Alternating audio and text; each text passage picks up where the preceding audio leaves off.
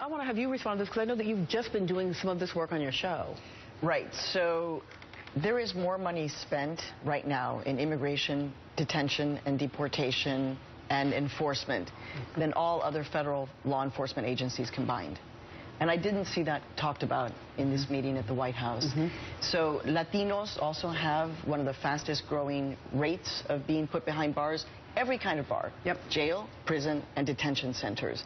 So, you know, when you read in the New York Times that they're releasing several thousand prisoners, right, on the federal level. And a third of them were going to be immediately deported. Well, probably not immediately, because if they're losing money in where they're not being held in prison, then they're going to be put into a detention center where they're going to make some money before they're deported.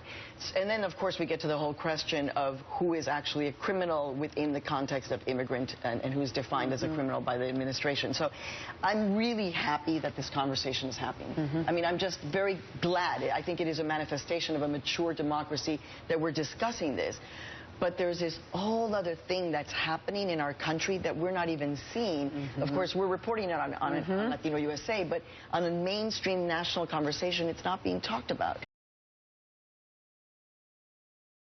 It's how you bring Trump down and the way in which you do it that I think is occupying the hearts and minds of most of the establishment. I still don't get to how Trump wins, actually, numerically, or in terms of the demographics, how he's actually able to win the election. You mean the general? The general. I'm talking about the general. If there's an assumption that he's going to get the nomination, which I still think is difficult and really challenging, but aren't you, as Melissa said, kind of freaking out about what that means for the Republican Party? When it comes to the general, 100%. I was speaking in context of the primary. I mean, in the general, it would be a 40-state plus loss.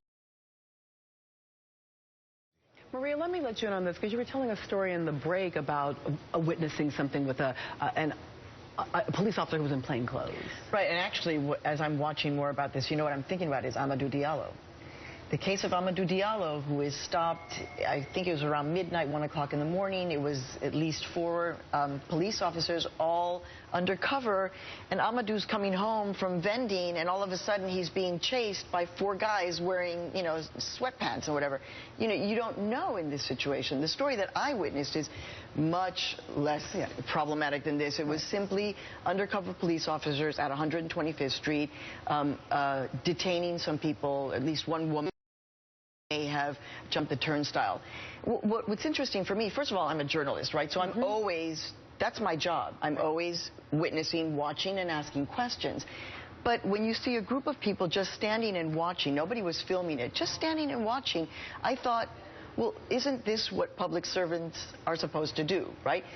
You are working for us, and we want to assure that this interaction is safe and smart.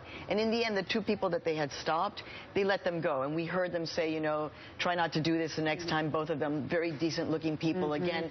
But don't we want people to be watching? And as somebody who lives in Harlem and has a lot of undercover police officers, I have said to my kids, you need to watch, because we don't know. And it's an issue. I get police tactics, but at the same time, these things can backfire.